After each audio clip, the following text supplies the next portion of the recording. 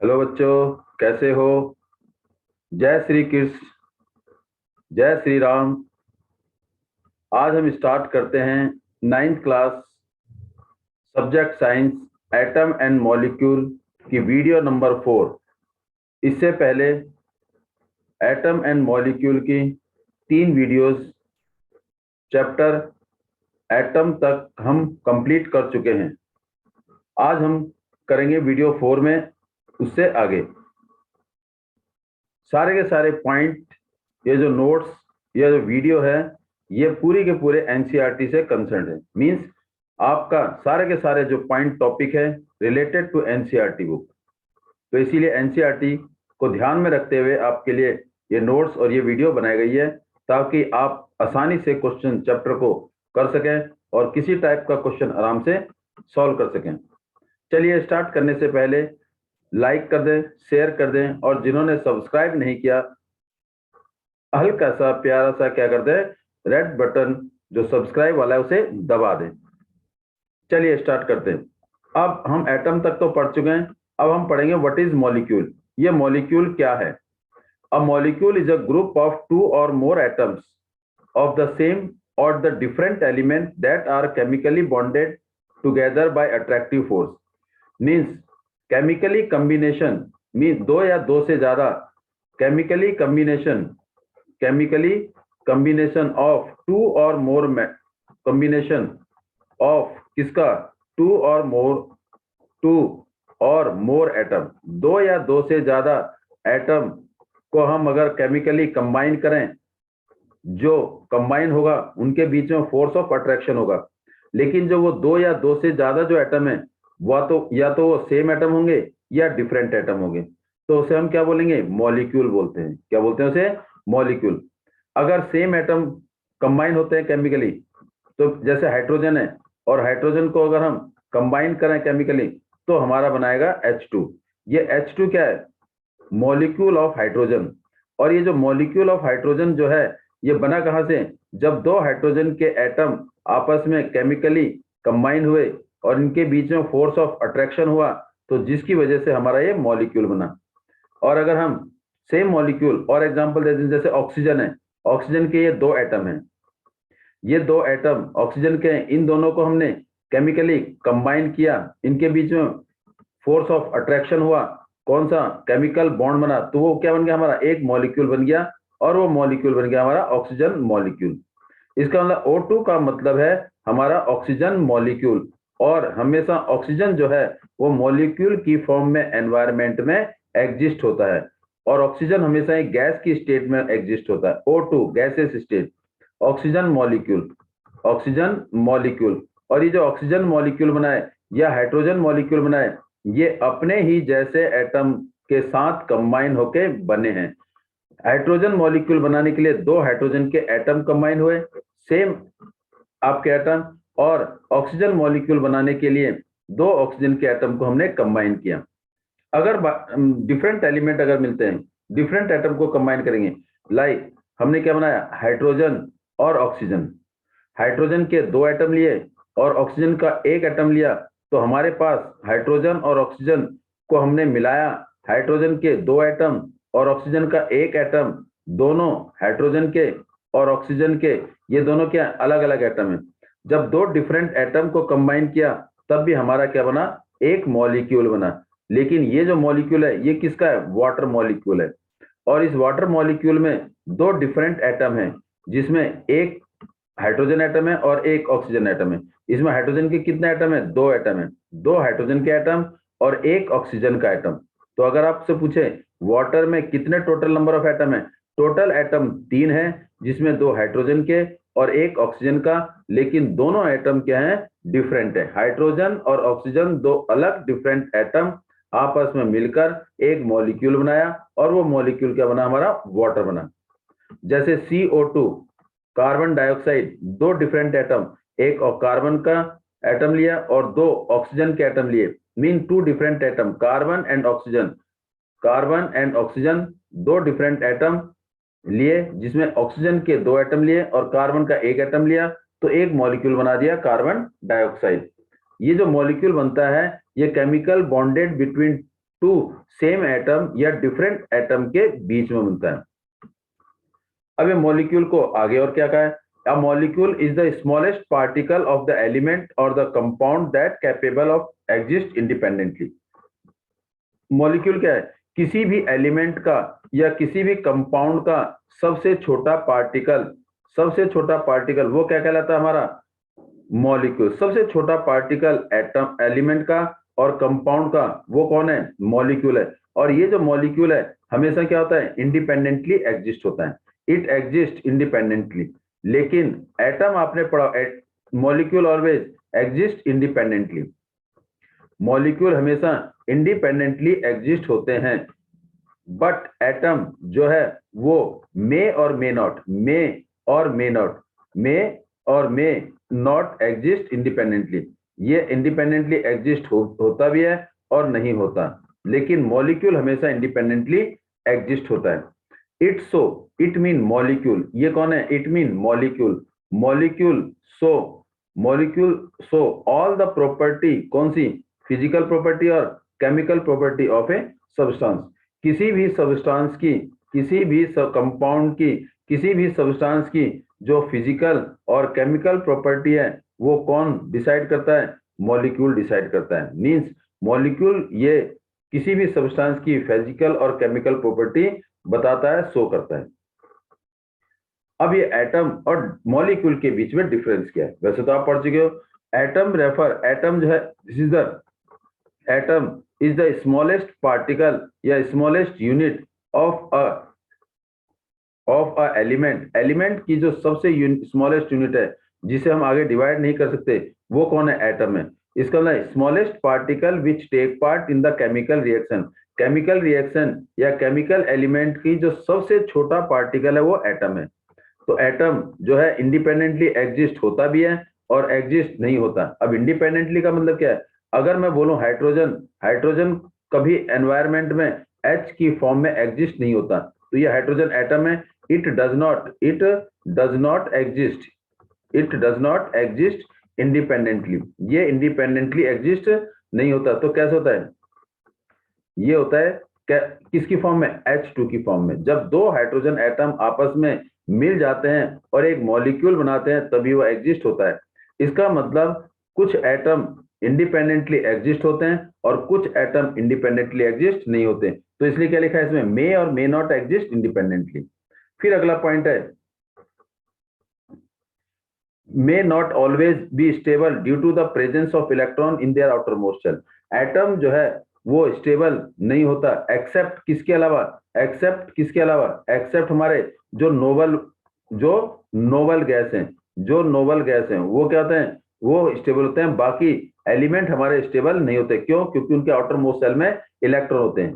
अब ये electron, proton और न्यूट्रॉन है क्या, हमने पढ़ा है कि एटम जो सबसे छोटा पार्टिकल है, लेकिन एटम की जो कंपोजिशन है वो क्या है, उसमें 3 अदर सब एटॉमिक पार्टिकल हैं। वो कौन कौन से हमारे, प्रोटॉन, और कौन से हमारे न्यूट्रॉन, और कौन से हमारे इलेक्ट्रॉन। ये हमारे सब एटॉमिक पार्टिकल हैं जो किसमें प्रेजेंट होते हैं, किसी एटम के अंदर प्रेजेंट होते हैं।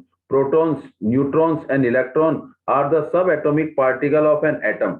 किसी एटम के अंदर जो प्रोटॉन, न्यूट्रॉन और इलेक्ट्रॉन है वो क्या है, पार्टिकल प्रेजेंट या सब एटॉमिक पार्टिकल प्रेजेंट होते हैं।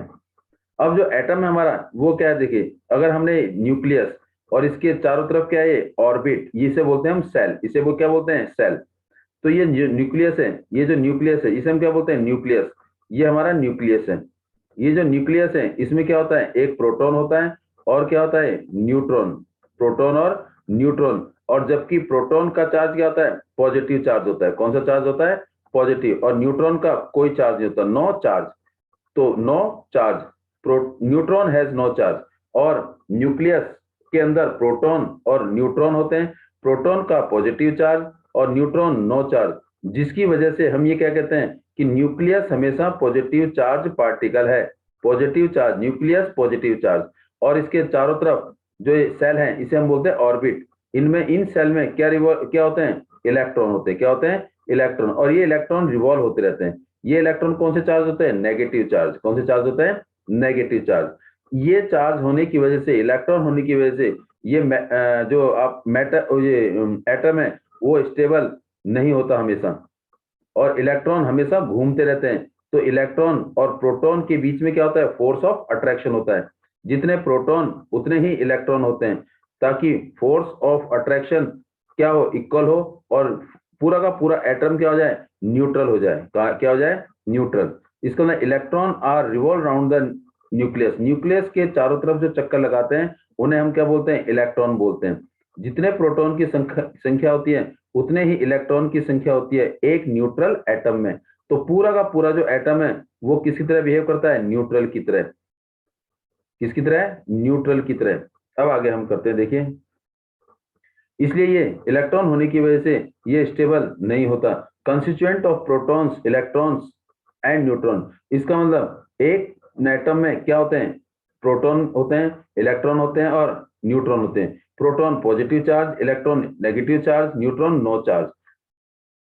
दे are reactive except noble gas. जो एटम है वो ज्यादातर क्या होते हैं, रिएक्टिव होते हैं, लेकिन किसको छोड़ के, नोबल गैस को छोड़ के। क्योंकि नोबल गैस के क्या होते हैं, स्टेबल होते हैं, और उनमें इलेक्ट्रॉन क्या होते हैं, टाइटली पैक्ड होते हैं। उनको किसी इलेक्ट्रॉन की लूज करने की, या इसके मतलब लूज नहीं करते, ना ही गेन करते हैं।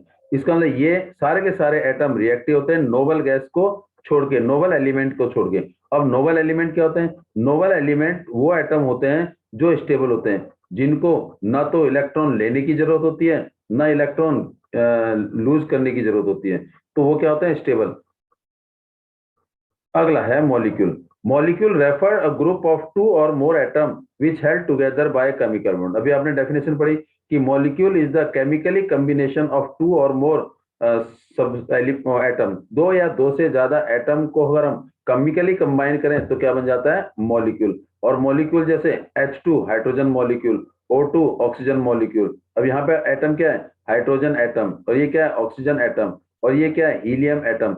और ये हीलियम एटम क्या है, ये क्या है, क्वाइट अनरिएक्टिव। इसी ये कौन सी कैटेगरी में आता है, नोबल गैस की। नोबल गैस मींस स्टेबल की फॉर्म में आता है, नोबल एलिमेंट या नोबल गैस की फॉर्म में। और मॉलिक्यूल क्या होते हैं, स्टेबल होते हैं। क्यों, क्योंकि ये दो या दो से ज्यादा एटम आपस में कंबाइन होते हैं। कंबाइन किस लिए होते हैं, अपने आप को स्टेबल बनाने के लिए। तो मॉलिक्यूल क्या होते हैं, स्टेबल हो जाते हैं। मॉलिक्यूल कंटेन टू और more atom of the same और डिफरेंट टाइप। मॉलिक्यूल में हमेशा या तो कम से कम दो एटम या दो से ज्यादा एटम होते हैं। और दो दो एटम या दो से ज्यादा एटम या तो सेम एटम होंगे या अलग अलग होंगे। जैसे सेम एटम में हमारा क्या हो गया, O2 हो गया, और क्या हो गया हमारा, Cl2 हो गया। या और डिफरेंट एटम में H2 हो गया, डिफरेंट एटम में CO2 हो गया, डिफरेंट एटम में NaCl हो गया। ये मॉलिक्यूल हैं, लेकिन सेम एलिमेंट भी हो सकते हैं, डिफरेंट एलिमेंट भी हो सकते हैं। और स्टेबल होने की वजह से ये एटम से कम लेस रिएक्टिव है। स्टेबल होने की वजह से ये एटम से कम रिएक्टिव है। अब मॉलिक्यूल होते कितने टाइप के हैं, molecule are generally of two type. First is homoatomic molecule. Homoatomic molecule का मतलब है जब दो दो टाइप के मॉलिक्यूल, एक होमो एटॉमिक और एक हेट्रोएटॉमिक, एक होमो एटॉमिक और एक हेट्रोएटॉमिक। होमो एटॉमिक क्या है, वो एटॉमिक मॉलिक्यूल है विच contain only one type of atom, जिसमें केवल एक ही टाइप के एटम होते हैं। जिसमें क्या होते हैं, केवल एक ही टाइप के एटम होते हैं। अब एक ही टाइप का मतलब क्या हो गया, जैसे मैंने लिख दिया H2, जैसे क्या लिख दिया O2, जैसे क्या लिख दिया Cl2, अब जैसे लिख दिया N2, अब जैसे लिख दिया P4। अगर मैं कहूं ये हाइड्रोजन के दो एटम है, इसमें ऑक्सीजन के दो एटम है, इसमें क्लोरीन के दो एटम है, इसमें नाइट्रोजन के दो एटम है, इसमें फॉस्फोरस के चार एटम है तो ये मॉलिक्यूल। लेकिन जो मॉलिक्यूल बना वो एक ही टाइप के एटम को कंबाइन करके मिला बनाया गया है। इस टाइप के मॉलिक्यूल को हम बोलते हैं होमो atomic molecule. First is homoatomic molecule which containing only one type of atom, जो केवल एक ही टाइप का एटम होता है जिसमें, जैसे एग्जांपल H2। हेट्रोएटॉमिक मॉलिक्यूल क्या कर रहा है, हेट्रोएटॉमिक मॉलिक्यूल, इसमें क्या होता है, वो कंपाउंड, वो मॉलिक्यूल जिसमें दो या दो से ज्यादा टाइप के एटम प्रेजेंट होते हैं। Means different type of atom are combined together. जब दो अलग टाइप के या दो से ज्यादा अलग टाइप के एटम को क्या कर दिया जाए, कंबाइन कर दिया जाए, तो उसे हम बोलते हैं हेट्रोएटॉमिक। कैसे, जैसे NaCl सोडियम और क्लोरीन दो अलग अलग डिफरेंट एटम हैं, तो इसे हम बोलेंगे क्या, हेट्रो एटॉमिक मॉलिक्यूल, या H2O, हाइड्रोजन और ऑक्सीजन दो अलग डिफरेंट एटम को कंबाइन करके एक मॉलिक्यूल बना दिया तो क्या होता है, हेट्रो एटॉमिक मॉलिक्यूल। जब अलग दो डिफरेंट या दो से ज्यादा डिफरेंट एटम को कंबाइन करके अगर एक मॉलिक्यूल बनाया जाता है तो उसे हम हेट्रो एटॉमिक मॉलिक्यूल कहते हैं। ऑटोमेसिटी क्या होता है, किसी भी मॉलिक्यूल के अंदर, किसी भी मॉलिक्यूल के अंदर जितनी भी एटम की संख्या होती है, या एक मॉलिक्यूल जितने नंबर ऑफ एटम से बना होता है, टोटल नंबर ऑफ एटम जितने भी उस मॉलिक्यूल में होते हैं, उसे हम क्या बोलते हैं, उसकी एटॉमिसिटी। इसका मतलब number of atom which present in a given molecule is known as atomicity. एक मॉलिक्यूल में जितने नंबर ऑफ एटम होते हैं उसे हम क्या बोलते हैं, एटॉमिसिटी। नंबर ऑफ एटम्स या atom present in a molecule कैसे, जैसे हाइड्रोजन है, इसमें हाइड्रोजन में H2 कितने एटम है, दो एटम है, two atom of hydrogen, two atom of hydrogen, hydrogen के दो एटम, तो इसका मतलब ये क्या है, एटॉमिसिटी है। जिसका मतलब कितने एटम है इसमें, दो, नंबर ऑफ एटम इज 2। तो अगर मान लो O3 है, इसका मतलब इसमें कितना ऑक्सीजन के एटम है, दो ऑक्सीजन के एटम है। इसका मतलब जब दो ऑक्सीजन के एटम है तो इसकी एटॉमिसिटी कितनी हो गई, दो। इसमें कितना एटम है, दो हाइड्रोजन के एटम है, तो एटॉमिसिटी इज 2। अगर मैंने O3 लिख दिया, ओजोन, ओजोन मीन ऑक्सीजन के कितने एटम है, तीन, तो इसकी एटॉमिसिटी कितनी होगी, तीन हो गई। अगर मैंने H2O, H2O दो डिफरेंट एटम को कंबाइन किया, वाटर बनाया, तो इसमें इसके टोटल नंबर ऑफ एटम, दो हाइड्रोजन के एटम और एक ऑक्सीजन का एटम, तो कितने एटम है टोटल, तीन, तो इसकी एटॉमिसिटी कितनी होगी, तीन होगी। अगर एक हीलियम है, ये क्या है, एक ही एटम है, तो इसकी एटॉमिसिटी कितनी होगी, 1। तो एटॉमिसिटी क्या है, एक मॉलिक्यूल में जितने एटम की संख्या होती है उसको हम एटॉमिसिटी बोलते हैं। अब इसमें पहला पॉइंट है, the atom which contain only, the atom which contain only one, न मॉलिक्यूल विच कंटेन, किसी भी मॉलिक्यूल में जब केवल एक एटम होता है उसे हम बोलते हैं monoatomic. Monoatomic, monoatomic क्या है, monoatomic are those molecule, are those molecule which contain only one atom, which contain only one atom, जिसमें केवल एक एटम होता है उसे हम क्या बोलते हैं, मोनो एटॉमिक। और मोनो एटॉमिक की एटॉमिसिटी क्या होती है, वन होती है। Atomicity of mono atomic is one. And the molecule which contain two atoms is diatomic, जिस मॉलिक्यूल में दो एटम होते हैं, जब एक मॉलिक्यूल दो एटम से मिलकर बनता है, चाहे वो सेम एटम हो या डिफरेंट एटम है, तो उसे हम बोलते हैं डायटोमिक। और डायटोमिक की एटॉमिसिटी होती है दो, डायटोमिक की एटॉमिसिटी होती है दो। कैसे, जैसे H2, और मोनोएटॉमिक में He हो गया, कार्बन हो गया, ये क्या है, मोनो एटॉमिक, केवल एक ही एटम है। और डायटोमिक की एटॉमिसिटी दो होती है, डायटोमिक की एटॉमिसिटी दो होती है, क्यों, क्योंकि इसमें कितने एटम है, दो एटम है। और जैसे H2, ये क्या है, diatomic which contain two atom, तो एटॉमिसिटी इज 2। अब जैसे O2, कितने एटम है इसमें, दो, तो atomicity is 2, atomicity is 2। Diatomic is atomicity 2, क्योंकि दो एटम है। फिर मॉलिक्यूल विच कंटेन 3 एटम, किसी भी मॉलिक्यूल में अगर 3 एटम है तो उसे हम बोलते हैं ट्राइएटोमिक। ट्राइएटोमिक, ट्राई एटोमिक द मॉलिक्यूल, जिस मॉलिक्यूल में 3 एटम प्रेजेंट होते हैं, जिस मॉलिक्यूल में 3 या तो सेम एटम या अलग अलग एटम, उसे हम बोलते हैं ट्राई एटोमिक। और ट्राई एटोमिक की एटोमिसिटी होती है 3, ट्राई एटोमिक की एटोमिसिटी होती है 3। एग्जांपल H2O, इसमें हाइड्रोजन के दो और एक ऑक्सीजन का, तो इसकी एटोमिसिटी कितनी होगी, 3 होगी, और इसको बोलते क्या है, ट्राई एटोमिक। जैसे O3, O3 मींस ऑक्सीजन के कितने एटम, 3, ये 3 एटम है, इसे क्या बोलेंगे, ट्राई एटोमिक, तो इसकी एटोमिसिटी कितनी होगी, 3। जितने नंबर ऑफ एटम है वो क्या कहलाते हैं, उसकी एटोमिसिटी। एक एटम प्रेजेंट है तो एटोमिसिटी इज 1, दो एटम प्रेजेंट है तो एटोमिसिटी इज 2, तीन एटम प्रेजेंट है तो एटोमिसिटी इज 3, 1। अब इसके बाद मॉलिक्यूल विच कंटेन 4 एटम, जिस मॉलिक्यूल में 4 एटम होते हैं उसे हम क्या बोलते हैं, tetratomic. Tetratomic molecule are those molecule which contain 4 atom, जिस मॉलिक्यूल में 4 एटम होते हैं उसे हम टेट्रा एटोमिक बोलते हैं। और टेट्रा एटोमिक की वैलेंसी कितनी होती है, 4 होती है। Molecule which contain more than 4 atoms, अगर किसी भी मॉलिक्यूल में 4 से ज्यादा एटम होते हैं उसे हम क्या बोलते हैं, polyatomic. Polyatomic are those molecule, वो मॉलिक्यूल हैं जिसमें एटम की संख्या 4 से ज्यादा होती है उन्हें हम पॉली एटॉमिक बोलते हैं। जैसे टेट्रा एटॉमिक का फॉर्मूला क्या है, P4, क्या है, P4। और पॉली एटॉमिक का H2SO4, 4 से ज्यादा। जैसे H2SO4 में हाइड्रोजन के 2, सल्फर का 1, ऑक्सीजन के 4, तो कितने हो गए, 7 हो गए।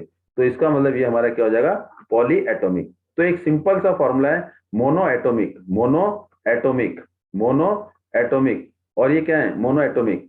और इसमें नंबर ऑफ एटम 1, और इसे बोलते हैं एटोमिसिटी। एटोमिसिटी क्या होती है इसकी, 1। Diatomic, diatomic, diatomic, diatomic में नंबर ऑफ एटम 2 होंगे, एटोमिसिटी इज 2।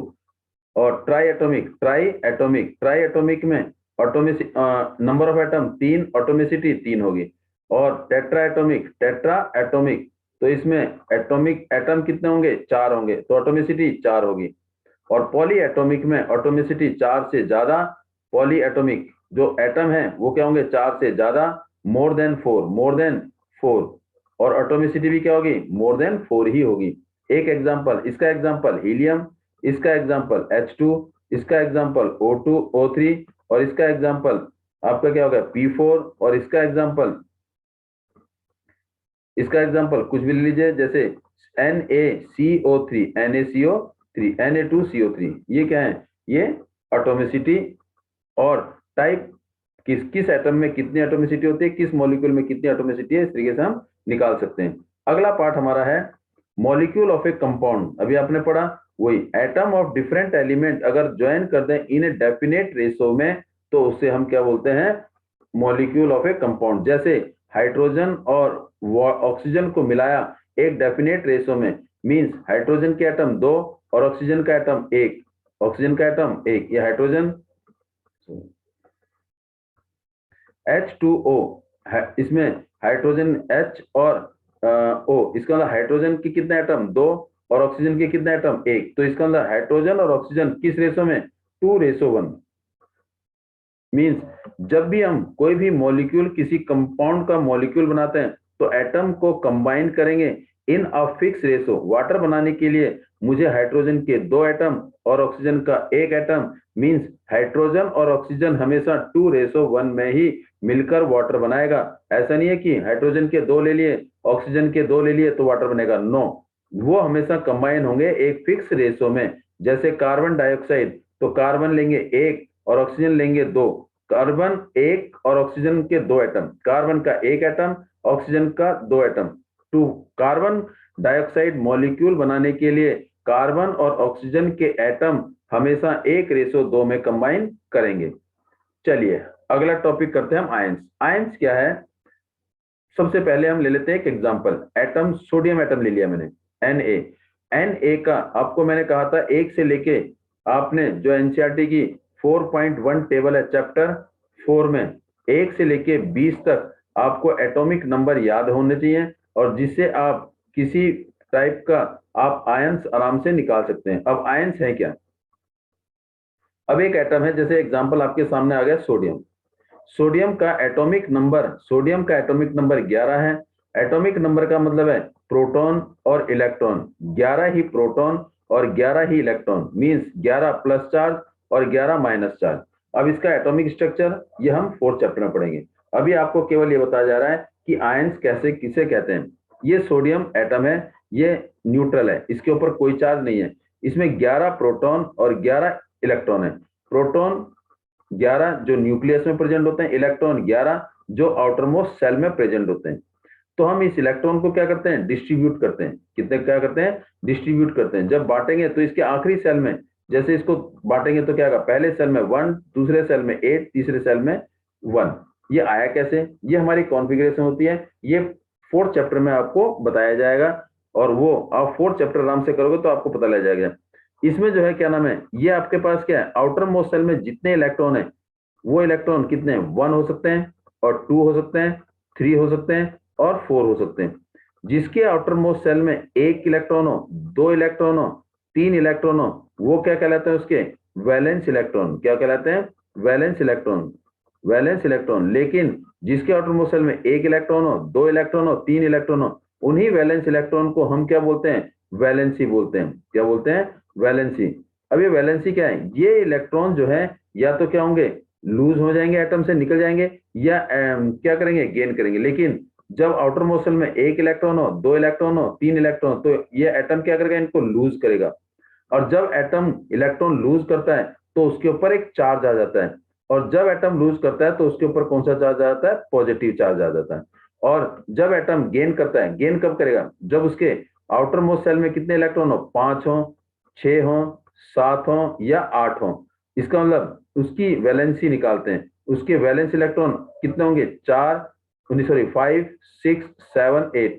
तो वैलेंस इलेक्ट्रॉन तो 5, 6, 7 है, ये क्या है, वैलेंस इलेक्ट्रॉन। तो इनकी वैलेंसी निकालने के लिए हम क्या करते हैं, 8 में से इन वैलेंस इलेक्ट्रॉन को माइनस करते हैं। तो इसका मतलब इसको 8 में से 5 माइनस करेंगे तो क्या आएगा, 3।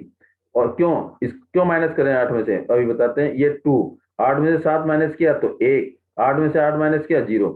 ये 8 में से क्यों माइनस किया, क्योंकि इलेक्ट्रॉन, कोई भी एटम या तो लूज करेगा या गेन करेगा। क्यों लूज करेगा या क्यों गेन करेगा, अपने आप को स्टेबल बनाने के लिए, अपने आप को मजबूत बनाने के लिए। तो ये जो है 5 इलेक्ट्रॉन है इसके पास, अब इसको अपने आप को मजबूत बनाने के लिए या अपने 8 इलेक्ट्रॉन पूरे करने के लिए या तो 5 इलेक्ट्रॉन लूज करेगा या 3 इलेक्ट्रॉन गेन करेगा।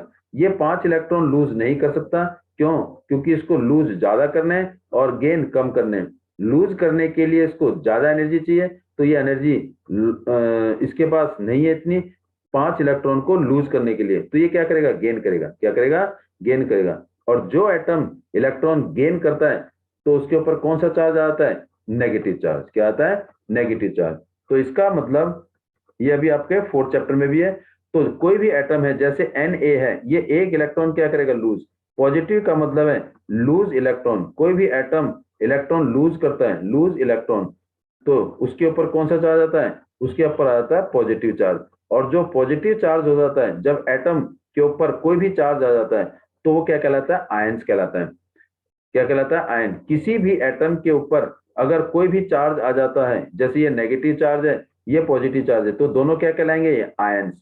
तो इसका मतलब आयंस क्या है, द एटम, जैसे सोडियम एटम है और कौन है, क्लोरीन एटम, दोनों एटम है, दोनों के ऊपर क्या आ गया, एक चार्ज आ गया। तो इसका मतलब आयंस क्या है, the atom which carry charge, या charge species of an atom is known as ions. Ions क्या है, जब किसी एटम के ऊपर कोई भी चार्ज आ जाता है, चाहे वो नेगेटिव हो और चाहे वो पॉजिटिव हो, तो उसे हम आयंस बोलते हैं। और आयंस आते कम है, तो जब यह इलेक्ट्रॉन लूज करेगा या इलेक्ट्रॉन गेन करेगा। लेकिन जो इलेक्ट्रॉन गेन कर लूज करेगा, उसके ऊपर कौन सा चार्ज, पॉजिटिव चार्ज। लूज करेगा तो पॉजिटिव चार्ज, तो इसको हम बोलते हैं कैटायन। जिस एटम के ऊपर, जिस आयन के ऊपर पॉजिटिव चार्ज है, उसे हम क्या बोलेंगे, कैटायन बोलेंगे। और जो एटम क्या करेगा, इलेक्ट्रॉन गेन करेगा, गेन इलेक्ट्रॉन, जो एटम इलेक्ट्रॉन गेन करेगा अपने 8 पूरे करने के लिए, तो उसके ऊपर कौन सा चार्ज आ जाएगा, नेगेटिव चार्ज आएगा। और नेगेटिव चार्ज को हम क्या बोलते हैं, एनायन बोलते हैं। तो हमारे पास जो आयंस हैं, आयंस हम कहते हैं charge species of an atom. किसी एटम के ऊपर अगर कोई चार्ज आ जाता है तो उसे हम आयंस बोलते हैं। आयंस हमारे दो टाइप के हैं, एक नेगेटिव चार्ज और एक पॉजिटिव चार्ज। नेगेटिव चार्ज को हम एनायन बोलते हैं, पॉजिटिव चार्ज को हम कैटायन बोलते हैं। और मेटल हमेशा क्या होते हैं, पॉजिटिव चार्ज। क्यों, क्योंकि वो इलेक्ट्रॉन लूज करते हैं।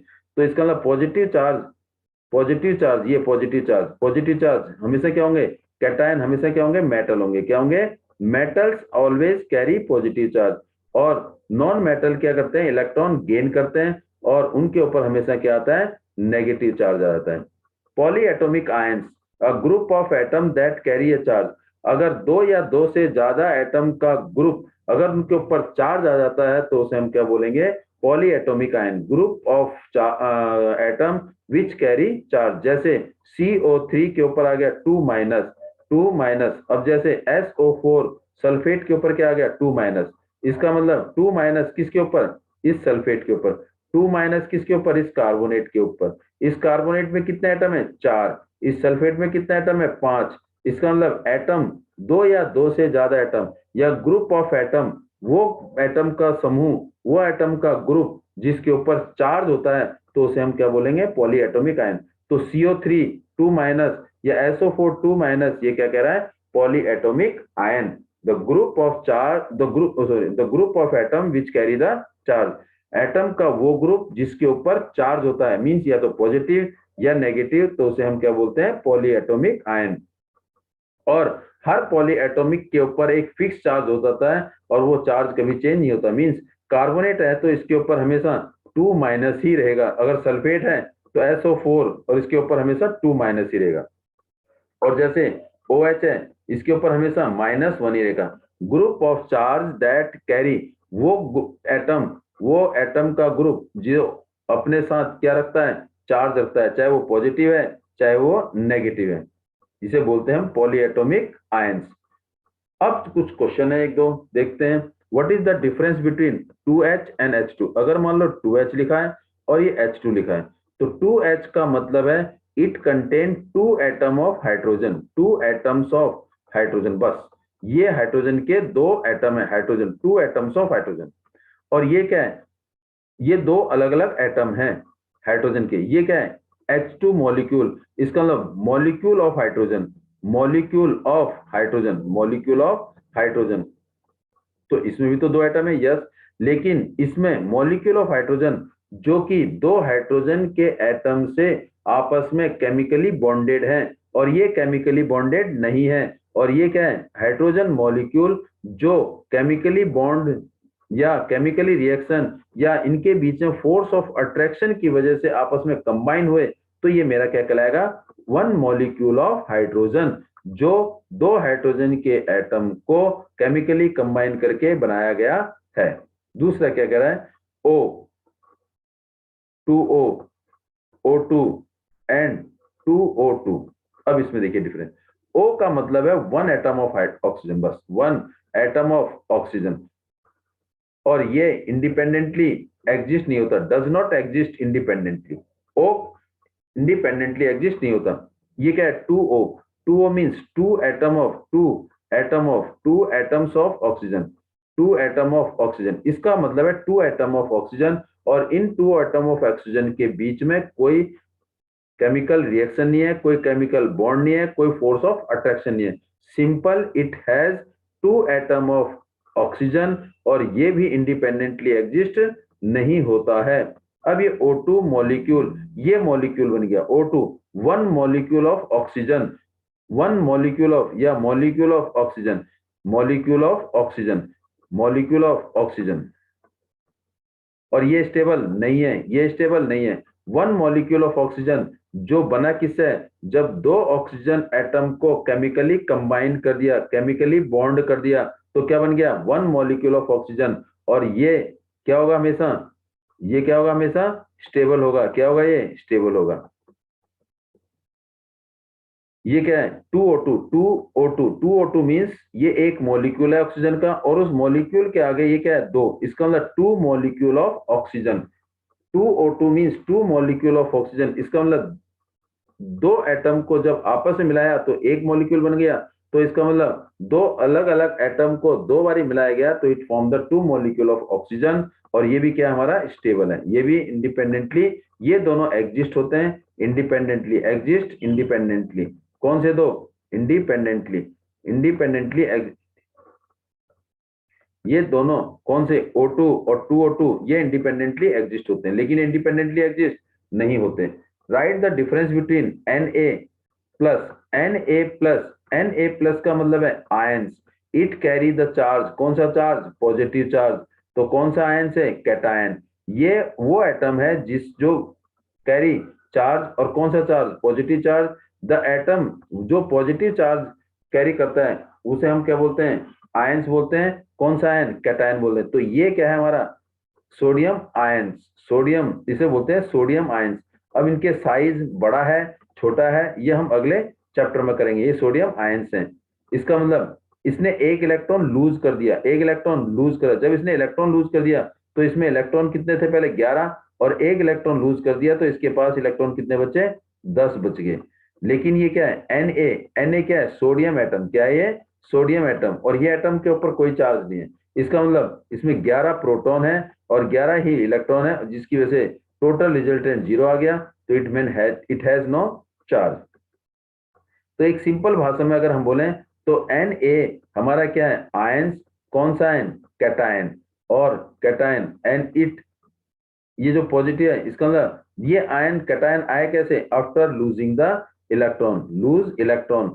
और अगर आपसे पूछे इसमें कितने प्रोटॉन है और इस आयंस में कितने प्रोटॉन और कितने इलेक्ट्रॉन, 11 प्रोटॉन है और 10 इलेक्ट्रॉन है, जिसकी वजह से 11 प्लस के साइन है, 10 माइनस के साइन है, तो रिजल्ट कितना आ गया, 1 प्लस का, इसलिए उसके ऊपर प्लस का चार्ज आ गया।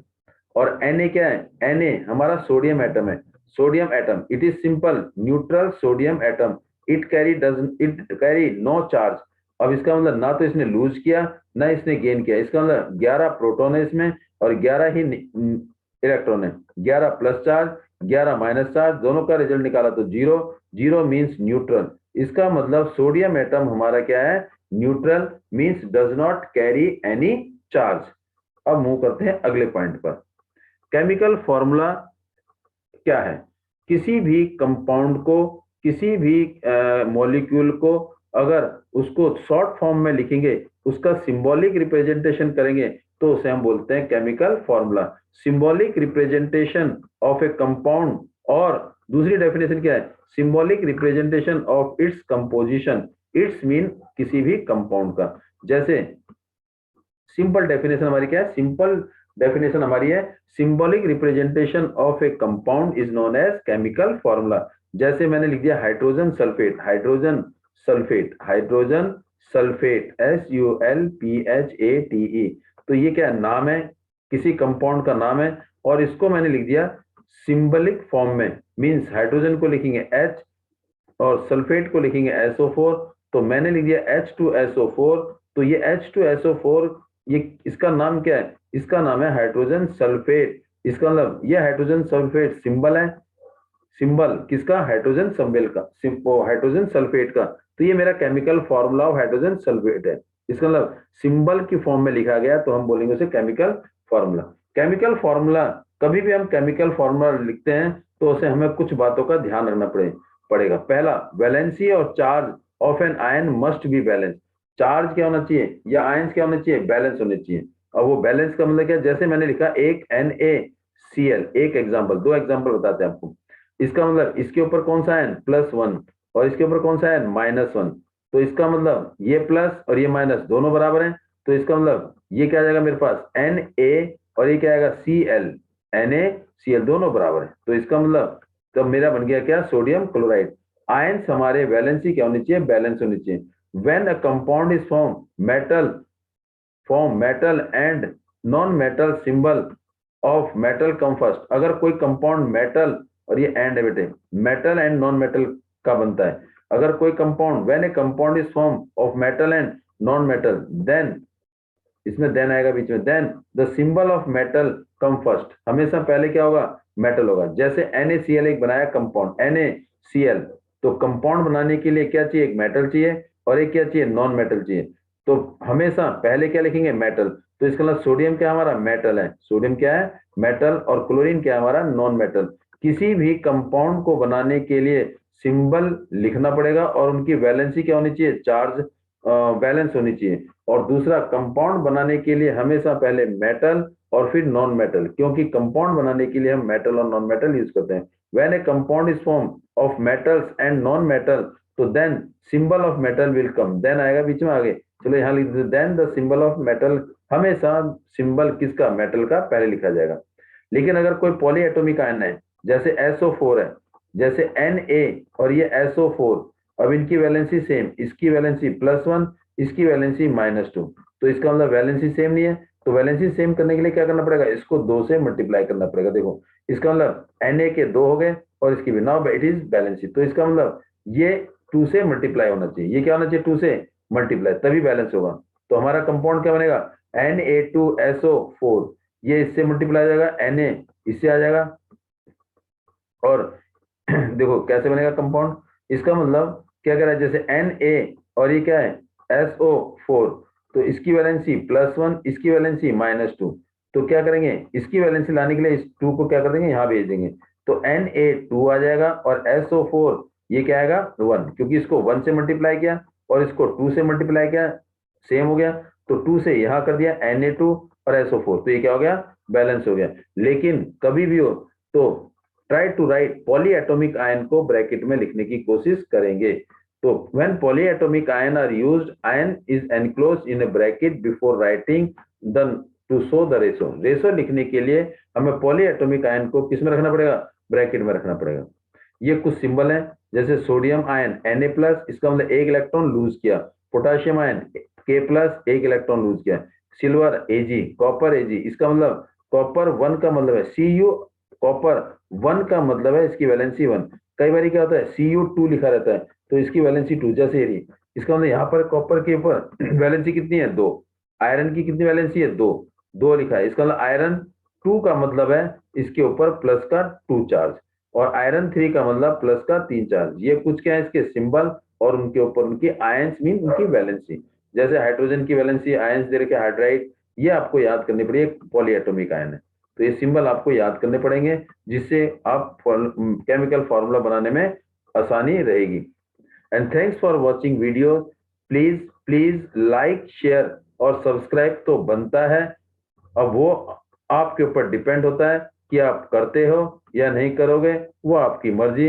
लेकिन अगर कर दोगे तो आपका जाता कुछ नहीं है, लेकिन हमारे को थोड़ा सा ऐसा होता है, बेनिफिट मिलता है कि हम अच्छे से अच्छी और वीडियो लाने की कोशिश करें। Thanks for today to join us, and please please please subscribe the channel. जिन्होंने जिन्होंने सब्सक्राइब नहीं किया, प्लीज सब्सक्राइब।